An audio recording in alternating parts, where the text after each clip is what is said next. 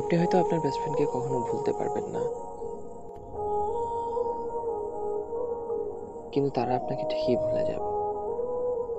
আপনি হয়তো সারা জীবন তার নাম, তার স্মৃতিগুলো আগলে রাখবেন, কিন্তু তারা আপনাদের এভাবে আগলে রাখবে না। তারা ঠিকই তাদের জীবন সাজাতে তারা ব্যস্ত হয়ে পড়বে। তখন আপনি তাদের কাছে তুচ্ছ, কিছুই না আপনি।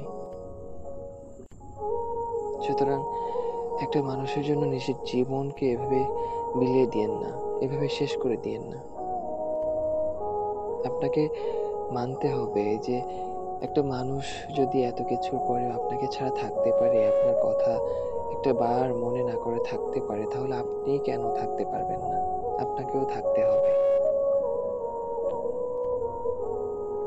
সেই অভিমানটা আপনার ভেতরে আপনি ঢোকান।